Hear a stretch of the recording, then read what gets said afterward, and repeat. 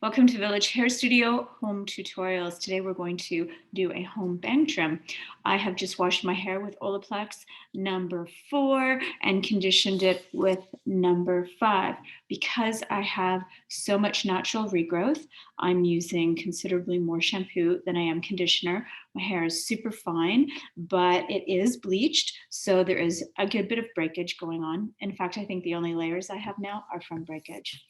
So to help with the detangling and to make sure I don't break any more of my hair, I'm going to use Restore Living Proof Leave-In. So just a few squirts, maybe a couple extras on my bangs because I am going to be trimming them and I do want nice saturation.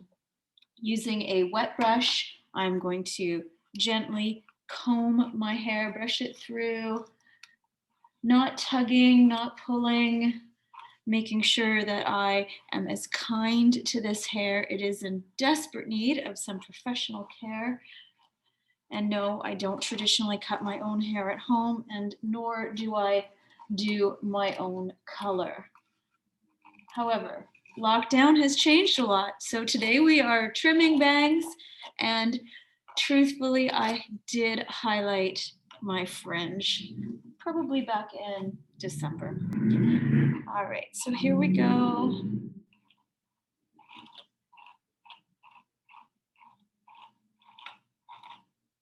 Now I'm starting to really tug through my hair. You can probably hear it. So that's a sign that I need a little bit more conditioner back there. Always use a wet brush. They are not expensive and very good for your hair because I need to be able to grab a comb and run it 100% through my hair without any tangles.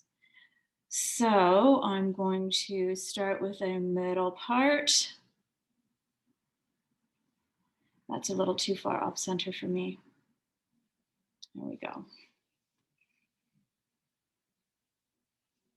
Now I don't want to bring my fringe too far back, so I'm going to take my comb and use it to judge the curvature of my forehead. So we don't want bangs up here, although if you look, you can tell apparently I did want bangs up there. Big mistake. We're going to just take a small section like this. Nice clean parting. I don't like leaving that recession point open for a bang, so we're going to add a little bit of hair to that. And you can see my hair is starting to pop up a little bit because it's drying.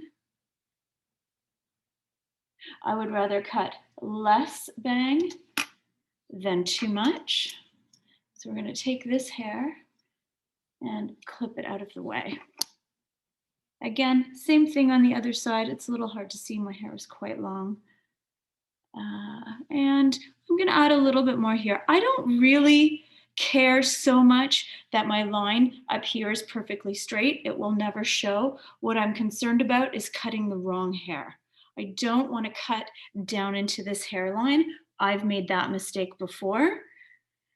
And I think this is pretty good. I don't know if you can see that or how well you can see that. I'm just going to take a little bit away on this corner here. You can see that I have quite a big fringe from before, and that's okay. We're just going to leave that. Again, nice saturation. So we're just going to make this hair here a little bit more wet. Get all this hair out of the way. If I have forgotten some of the bang, or I'm not going to get it with this haircut, I'm okay with that. That can be fixed by someone when I can come in and have a proper haircut. And now we're going to take another look at this. I'm not going to take all of this hair and cut it all at once. I'm going to cut this in sections. So I'm going to take this top little section out, leaving the corner pieces. They're going to be a little bit longer than my center pieces. And I'm looking for a little bit of a relatively straight line. Does not need to be perfect. In fact, I often say perfect is actually when things are imperfect in the hair. And let's just take this little section, trim it back. You can see it's also, my hair is also on a little bit of an angle. I am right-handed, my hair tends to fall this way, and when I trim my own bangs, of course, it's very difficult to get it super even. Now, the one thing I do have is very sharp, very good scissors.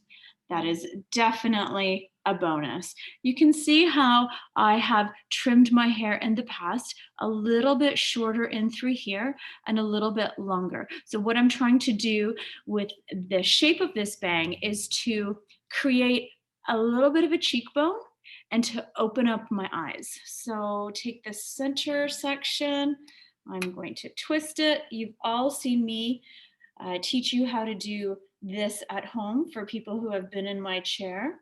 This is something I tell people to do if they're traveling for extended periods of time. I'm going to, on an angle, cut this hair. And there we go. Now I have a few short pieces. I don't need these to blend in. In fact, I prefer that they really don't. So I'm going to take this hair, trim that on an angle. You can see how fine my hair is. There's really not much there. Same thing, again, I don't care that this hair is even, but notice that I'm pointing my fingers down. That's going to give me length here and shortness in through the front. And let's not try to cut my skin. There we go. Let's add this top piece. I have my guide here. This is the hair that's going to be the shortest. You can see it's already starting to pop up. The natural hairline is going to bring that up a little bit. So I want this to be a little bit longer. And you can see where it ends here. This hair, I twisted to the left, so now I'm going to twist to the right. And I'm not going to take quite as much off of this. So by twisting, I'm creating some uneven lengths. And we're just going to take a little bit off there. Notice I'm not going straight across. I'm just gently chipping away at that hair. And there you go. Nice little bang trim. And now I'm going to blow dry my hair with my own blow dryer. I like to be pulling on my bangs when I'm styling them, and I'm going to show you how to do that as well. And then I have something really special. We're going to do a little tutorial on a hot brush styler, and we're going to compare an expensive version and a thrifty version.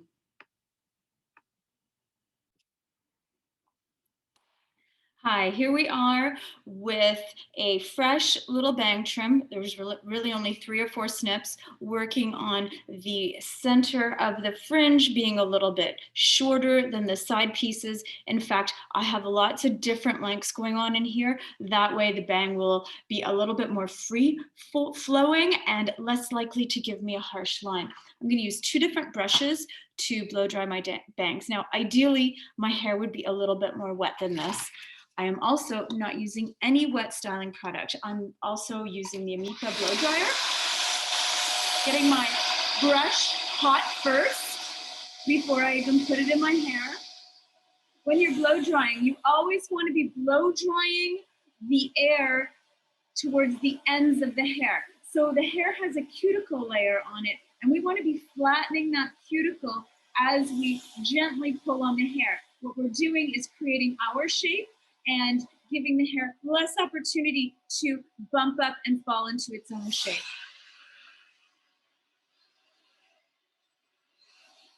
I always use a nozzle.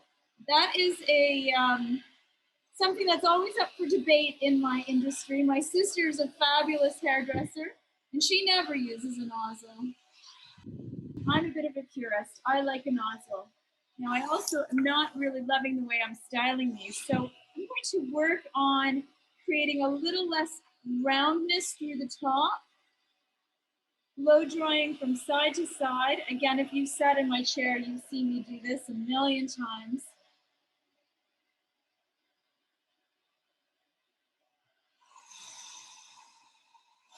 And because I have no real styling product in that, I can't give it too much volume, and I don't want to give it too much pressure.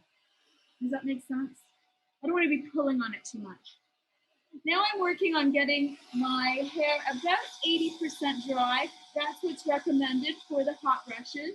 So we're going to be comparing the Amika hot brush, which, as you know, I'm a big Amika fan, but also we're going to play around with the Revlon styler as well. The Revlon styler has been out a while. It has really good reviews. It's a great product. And we're going to see if the Amika is worth the money because it is almost double the price.